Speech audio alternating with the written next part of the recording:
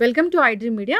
So జనరల్గా diabetes చాలా మందిని ఇబ్బంది పెడుతూ ఉన్న ప్రాబ్లము. ఎన్ని మందులు వాడినా, సో ఎలాంటి డైట్ తీసుకున్నా కానీ కంట్రోల్లో ఉంటుంది, పూర్తి స్థాయిలో తగ్గట్లేదని చెప్తూ ఉంటారు. అయితే ఆయుర్వేదంలో వీటికి చాలా చక్కటి పరిష్కారం ఉంది, తగ్గించుకోవచ్చు, రివర్స్ చేసుకోవచ్చు. ఇక అయితే ఇప్పుడు మనం HbA1c post blood sugar levels కరెక్ట్గా ఉన్నా కానీ ఫాస్టింగ్ బ్లడ్ షుగర్ అనేది అసలు చాలా మందిలో ఎక్కువగా ఉంటుంది. ఎంత ట్రై చేసినా ఇది తగ్గదు. ఆయుర్వేద పరంగా అది అసలు దీన్ని ఏమంటారు, ఎందుకు ఎక్కువగా ఉంటుంది, ఎలా కరెక్ట్ చేసుకోవచ్చు, పూర్తి వివరాలు తెలుసుకుందాం. మనతో పాటు ఉన్నారు ప్రముఖ ఆయుర్వేద వైద్య నిపుణులు ప్రొఫెసర్ డాక్టర్ టి వేణుగోపాలరావు గారు from Ojas ayurvedic centre, Chikkadpally. Doctor గారు నమస్తే. ధన్వంతరియనమ్మా, నమస్కారం. డాక్టర్ గారు, అంటే డయాబెటీస్ అనేది అంత పూర్వమే ఉందా ఆయుర్వేదంలో చెప్పడానికి? మీకు ఒక విషయం చెప్తే ఆశ్చర్యపోతారమ్మా.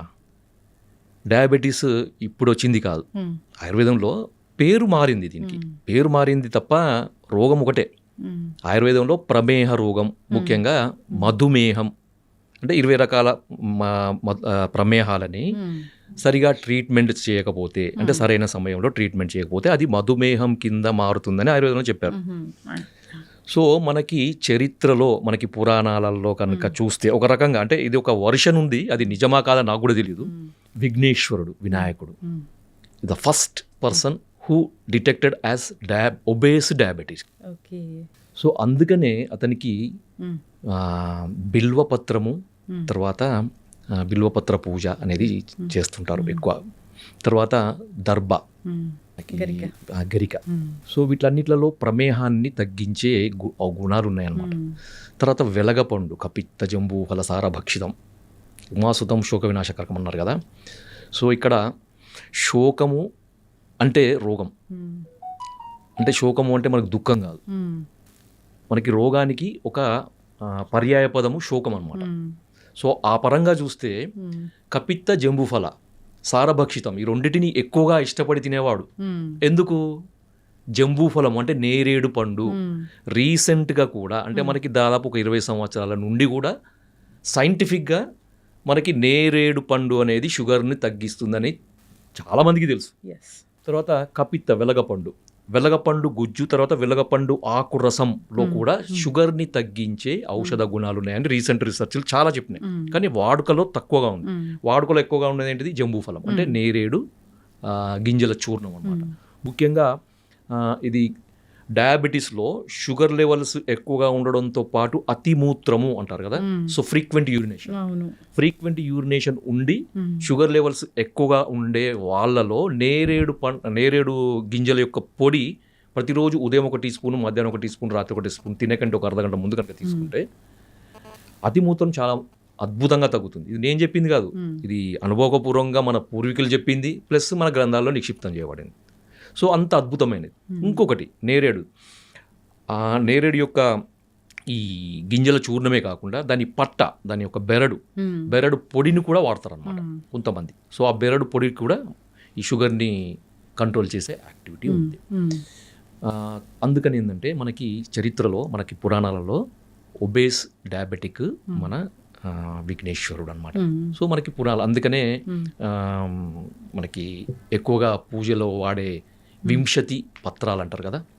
వింశతి పత్రాలు, మనకి వింశతి పత్ర పూజ మనకు వినాయక చవితి నాడు మనం చేస్తుంటాం. దాంట్లో అర్జున పత్రము, దతుర పత్రము, బిల్వ పత్రము, తర్వాత అర్కపత్రం అని, నిర్గుండి, వేప, ఇలాంటివన్నీ కూడా మనకు చెప్పారనమాట. సో ఇది పెద్ద టాపిక్, దానికి ఒక్కొక్క దానికి ఒక్కొక్క ఇంపార్టెన్స్, అది మనం తర్వాత చెప్పుకోవచ్చు. మనం ఎక్కువగా ఇప్పుడు చూడాల్సింది ఏంటంటే, మీరు అడిగారు కదా ఫాస్టింగ్ బ్లడ్ షుగర్ లెవెల్స్ ఎక్కువ ఉన్న వాళ్ళలో ఏం చేయాలి మరి కదా. సో అలోపతి పరంగా చూస్తే దీనికి రకరకాల కారణాలు వాళ్ళు చెప్తారు. ఎందుకంటే రాత్రిపూట ఎక్కువగా కార్బోహైడ్రేట్స్ ఎక్కువగా ఉండే ఆహార పదార్థాలు తీసుకోవడము, లేదంటే డాన్ ఫినామినా, తర్వాత సోమ్గాయ్ ఫినామినా అని 2 రకాలు చెప్పారు. అది డీటెయిల్గా నేను పోను వాటికి.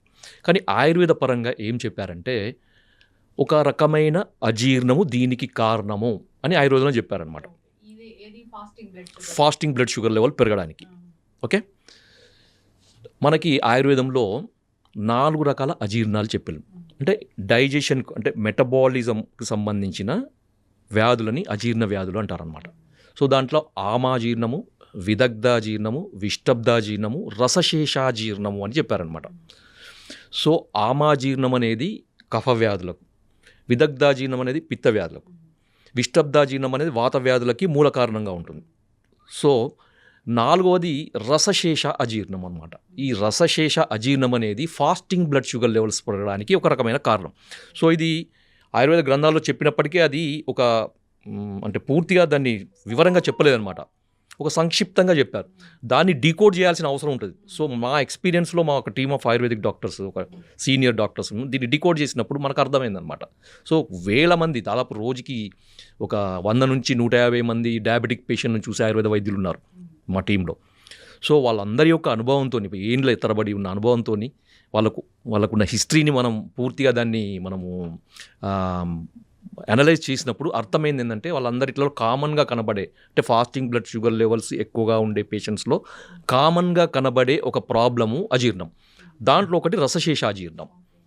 సో ఈ రసశేషాజీర్ణాన్ని కరెక్షన్ చేసినప్పుడు మనము ఫాస్టింగ్ బ్లడ్ షుగర్ లెవెల్స్కి అడిషనల్గా షుగర్ను తగ్గించాల్సిన మందులు వాడే అవసరం లేకుండానే కేవలం మనకి ఇండైరెక్ట్గా ఈ అజీర్ణం తగ్గిస్తే ఆటోమేటిక్గా తగ్గిపోతుంది. సో ఇది ఆయుర్వేదంలో ఉన్న ఒక అద్భుతమైన విశేషం అన్నమాట. ఎస్. సో మనకి రసశేషాజీర్ణం అనేది ఫాస్టింగ్ బ్లడ్ షుగర్ లెవెల్స్ పెరగడానికి నార్మల్గా ఎంత మందులు వాడినా కానీ, ఎంత ప్రయత్నాలు చేసినా కానీ, అది ఆహారం ద్వారా కానీ, మందుల ద్వారా కానీ, ఎక్సర్సైజ్ ద్వారా కానీ ఎన్ని ప్రయత్నాలు చేసినా కానీ తగ్గదు. డాక్టర్లకే ఇంకా విసుగెత్తుతుంది అనమాట, ఏం చేయాలో అర్థం కాదు. చాలామంది నేను చూశాను. సో వాళ్ళ దగ్గర నుంచి ఎటువంటి రెస్పాన్స్ రాక ఆయుర్వేదానికి వచ్చే పేషెంట్స్ చాలామంది ఉంటారు. సార్ మాకు అంతా బాగానే ఉంది, మేము మందులు వాడుతున్నాం, పోస్ట్ లంచ్ బాగానే ఉంది, ఇంత అన్ని బాగానే ఉంటాయి, కానీ ఫాస్టింగ్ బ్లడ్ షుగర్స్ తగ్గకపోవడం వల్ల మాకు దాని యొక్క దుష్ప్రభావాలు కనబడుతున్నాయి సార్. కొంతమందికి 160, 170 వరకు ఉంటాయి. ఎందుకంటే ఫాస్టింగ్ బ్లడ్ షుగర్ లెవెల్స్ 100 వరకు ఉంటే సేఫ్, 125 వరకు ఉంటే మోడరేట్ సేఫ్, 100 ఉంటే పూర్తి సేఫ్, 125 వరకు ఉంటే ఇంకా మోడరేట్ సేఫ్ అనమాట. అది దాటిందంటే ఏంటంటే ఇంకా సేఫ్లో ఉన్నట్టు కాదు. మనం పోస్ట్ లంచ్ ఎంత నార్మల్ ఉన్నప్పటికీ మనకి ఫాస్టింగ్ కూడా అంతే నార్మల్ ఉండాలన్నమాట. కొంతమందికి 170, 180, 200 ఉండే వాళ్ళని కూడా చూసాం. అలాంటి వాళ్ళకి ఈ అజీర్ణానికి ఇచ్చే ట్రీట్మెంట్ వల్ల మనకి అద్భుతమైన ఫలితాలు. సో సార్ మరి మీరు ఇవన్నీ చెప్తున్నారు కదా, మరి మాకు టిప్పు చెప్పలేను సార్, ఇంతసేపు మాకు ఊరిస్తున్నారు, వెయిట్ చేస్తున్నారు కదా. అంటే ఏం లేదమ్మా, దీనికి ఏం చేయండి అంటే దీన్ని పెప్పర్ మిల్క్ అంటారు. పెప్పర్ మిల్క్ మీకు ఈజీ అర్థం కావడానికి, మిరియాల పాలు. అరే మిరియాల పాలా సార్, ఏంటి మీరు అది ఏం చెప్తున్నారు సార్, ఏంటిది? అందరికీ తెలుసు మిరియాల పాలు అంటే పాలలో మిరియాలు వేసుకుని తాగడం, మిరియాల పొడి వేసుకుని తాగడం సార్. కానీ దానికి ఒక పద్ధతి ఉంటుంది కదా. మామూలుగా ఏదో దగ్గు వచ్చింది, జలుబు వచ్చింది, మిరియాలలో వేసుకుంటా, అది కాదు. మీరు ఏం చేయాలంటే ముందుగా మార్కెట్ నుంచి మిరియాలు తీసుకురండి. ఎందుకంటే దాన్ని మిరియాలని శుద్ధి చేయాలి. శుద్ధి చేయకుండా మందులకు వాడుకోవద్దు. మీరు వంటలలో వాడుకొని మీ ఇష్టం, పర్వాలేదు. కానీ మందులకు వాడేటప్పుడు, అంటే దీని కొరకు వాడుకునేటప్పుడు శుద్ధి చేయాలన్నమాట. శుద్ధి ఎందుకంటే 2 రకాల కారణాలు. ఒకటేమో దాంట్లో అడల్ట్రేషన్స్, మిరియాలలో మనకి ఈ పుప్పొడి గింజలు కూడా కలుపుతారు అనమాట. సో వాటిని తీసేయడానికి. రెండవది ఆ మిరియాలలో ఉండే తీక్ష్ణత్వం అంటారు, అది దాంట్లో ఒక ఎనర్జీ, హై ఎనర్జీని మనకి నార్మలైజ్ చేయడానికి. కొంతమందికి విదాహి అంటే మంట అదే అంత వస్తుంది కదా, అదంతా నార్మలైజ్ చేయడానికి. దీనికి ఏం చేయాలంటే మార్కెట్ నుంచి తీసుకొచ్చిన మిరియాలను మంచిగా చెరిగి దాంట్లో పొట్టు అదంతా తీసేసి పళ్ళు చెట్టి మజ్జిగ, 1 లీటర్ మజ్జిగ తీసుకొని దాంట్లో ఒక 1/2 కేజీ, మనం మార్కెట్ తీసుకుంటున్న 1/2 కేజీ అంతా 1 లీటర్ మజ్జిగలో ఈ 1/2 కేజీ మిరియాలను వేసి రాత్రంతా ఉంచాలన్నమాట. ఉదయం లేచేసరికి ఏమవుతుందంటే మనకి చచ్చులు కానీ, తర్వాత నాపాలు కానీ అవన్నీ కూడా మనకి పైకి తేలుతాయి అన్నమాట. సో మంచి పుష్టికరమైనవి, తర్వాత ఔషధ గుణాలు అన్నీ కూడా కిందికి బాటంలో సెటిల్ అవుతాయి. మీరు వాటన్నిటిని మొత్తం పైనుంచి తీసేసి ఆ మజ్జిగను కూడా తీసేసి ఆ కింద ఉన్న మిరియాలను మంచిగా తీసి వాటిని వేడి నీళ్ళలో కడగండి. కొంచెం గోరువెచ్చని, మరీ వేడి కాదు, కొంచెం గోరువెచ్చని నీళ్ళలో కడిగేసి ఏం చేయండి అంటే ఆరబెట్టాలన్నమాట. పూర్తిగా దాంట్లో ఉండే మాయిశ్చర్ అంతా పోయే వరకు ఆరబెట్టేసి కంటైనర్లో వేసుకోండి. వేసుకొని ప్రతిరోజు కూడా 1 కప్పు ఆవు పాలు, తర్వాత 1 కప్పు నీళ్లు, లేదు అంటే 1/2 కప్పు పాలు, తర్వాత 1/2 కప్పు నీళ్లు, దాంట్లో 1/4 టీ స్పూన్ మిరియాలను ఇప్పుడు మనం చేసుకున్నాం, శుద్ధి చేసుకున్నాయి, దాన్ని నలగొట్టాలన్నమాట. పూర్తిగా పొడి చేయొద్దు, మిక్సీలో వేసి తొందరగా కావాలని దాన్ని పొడి చేయొద్దు అనమాట. జస్ట్ అంటే బ్రూయిజ్ అంటారు కదా, దంచేసి ఆ పాలలో వేసి మనం ఎంతైతే నీళ్లు పోసినామో అంటే అది 1/2 కప్పు కానీ 1 కప్పు కానీ పూర్తిగా ఎగిరిపోయే వరకు, పాలు మాత్రమే మిగిలే వరకు, ఓకే, దాన్ని మరిగిచ్చేసి వడపోసుకొని గోరువెచ్చగా ఉండేటప్పుడు, లేదంటే మనం తాగగలిగేంత వేడి ఉన్నప్పుడు తాగండి. ఇది ఎప్పుడు చేయాలంటే ప్రతిరోజు ఉదయం ఎంప్టీ స్టమక్లో చేయాలి. సో కొంతమందిని నేను చూసాను, అంటే నాకు ఫీడ్బ్యాక్స్ వచ్చినాయి, తర్వాత రిపోర్ట్స్ కూడా చూపిస్తాను. చెప్తారు కదా. సో 3 రోజులలోనే, అంటే కొంతమంది సంవత్సరాల తరబడి ప్రయత్నాలు చేసినా తగ్గని ఫాస్టింగ్ బ్లడ్ షుగర్ 3 డేస్లోనే తగ్గిపోయిందని నాకు ఫోన్లో వచ్చినాయి, రిపోర్ట్స్ కూడా పంపించాను. నేనే ఆశ్చర్యపోయాను. సో ఇంత అది ఉంటుందా అని. కొంతమందికి వారం రోజులు, కొంతమంది 10 రోజులు. అంటే ఈ అలోపతి మెడిసిన్స్ కంటే ఫాస్ట్గా కూడా మనకి ఫాస్టింగ్ బ్లడ్ షుగర్ లెవెల్స్ తగ్గుతాయి. అంటే ఇంకొకటి ఏంటంటే అందరు అడుగుతారు, సార్ మరి ఇది తీసుకున్నప్పుడు అలోపతి మెడిసిన్ బంద్ చేయాలా?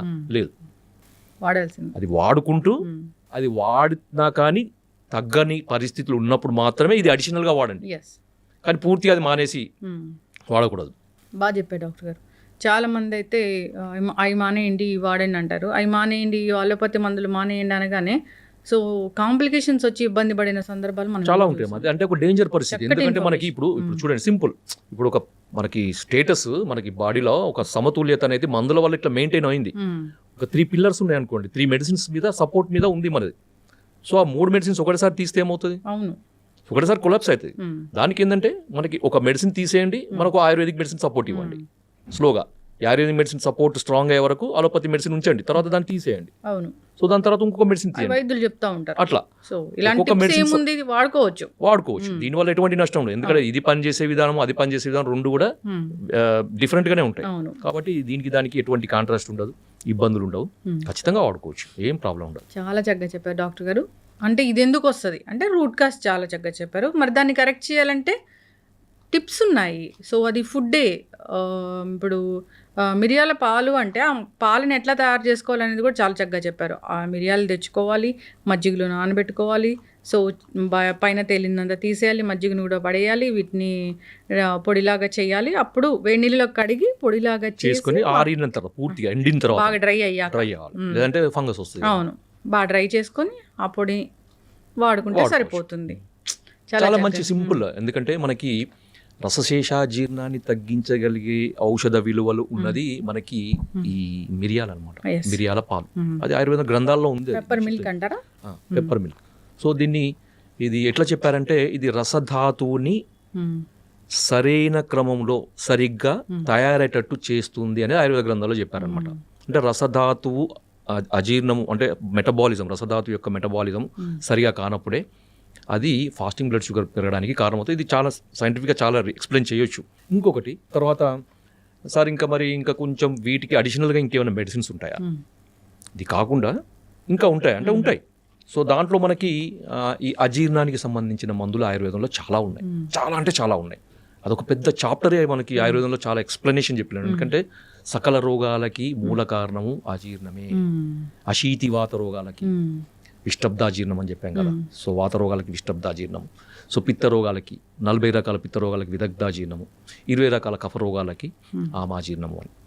సో ఇది అజీర్ణం అనేది పెద్ద చాప్టర్, దానికి రకరకాల మందులు ఉన్నాయి. ఇప్పుడు మనకి రసశేషాజీర్ణం కానీ ఇతర రకాల అజీర్ణాలు కానీ వాటికి ఒక అద్భుతమైన ఆయుర్వేదంలో మనకి బసవరాజ్యం అనే గ్రంథంలో ఒక మంచి మందు చెప్పారు అన్నమాట. సో దాని పేరు అజీర్ణ బల కాలానలం. మీరు మళ్ళీ చెప్తాను, మళ్ళీ గుర్తుపెట్టుకోండి, మీరు కావాలంటే మళ్ళీ రాసుకోవచ్చు. అజీర్ణ బల కాలానలం. సో ఇది మేము కొంతమంది పేషెంట్లకి అడిషనల్గా ఇచ్చి మంచి రిజల్ట్స్. అంటే మేము షుగర్ ఉన్నప్పుడు షుగర్ని తగ్గించే మందులు వాడం మేము ఎక్కువగా. సో దానికి మూల కారణమైంది ఏ అజీర్ణం అనేది పనిచేస్తుంది అక్కడ, ఆ పేషెంట్లో ఏ అజీర్ణం ఉంటుంది అనేది అనలైజ్ చేసి దాని తగ్గట్టు ట్రీట్మెంట్ ఇస్తే ఆటోమేటిక్గా షుగర్ లెవెల్స్ తగ్గుతాయి. అడిషనల్ మందులు వాడాల్సిన అవసరం లేకుండా నార్మల్ ఉంటుంది అనమాట. సో ఇది కాన్సెప్ట్ అనమాట ఆయుర్వేదంలో. అంతే తప్ప షుగర్ పెరిగింది, షుగర్ని తగ్గించే మందులు వాడండి, ఇది ఎప్పుడు లైఫ్ లాంగ్ ఇట్లా ఉంటుంది. ఈ షుగర్ తగ్గడానికి ఆయుర్వేద మందులు ఎందుకు, అలోపతి మందులు కూడా ఉన్నాయి కదా, ఇన్సులిన్ కూడా ఉంది కదా. చక్కటి ఇన్ఫర్మేషన్ డాక్టర్ గారు. ఇబ్బంది పడుతున్న వాళ్ళు కాంటాక్ట్ చేయాలని కోరుకున్నామండి. సో అంతేకాదు దీన్ని వాడుకోవచ్చు, చాలా వెరీ సింపుల్. ఇది ఈ పెప్పర్ మిల్క్ తయారు చేసి తీసుకోవడం కూడా ప్రతిరోజు తీసుకున్నా, డయాబెటీస్ ఉందా లేదా, ఫాస్టింగ్ బ్లడ్ షుగర్ పెరిగిందా అది కాదు, ఎట్లయినా మామూలుగా కూడా తీసుకోవచ్చు. మామూలుగా నాన్ డయాబెటిక్ వాళ్ళు కూడా తీసుకోవచ్చు, మేము ప్రాబ్లం ఏం లేదు, షుగర్ ఉన్న వాళ్ళే తీసుకోవాలని ఏం లేదు. అవును, ఇది జీర్ణానికి సంబంధించిన ఇష్యూని క్లియర్ చేస్తుంది కాబట్టి. చక్కటి ఇన్ఫర్మేషన్ అండి. ధన్యవాదాలు డాక్టర్. ధన్యవాదాలు. జై ధన్వంతరి.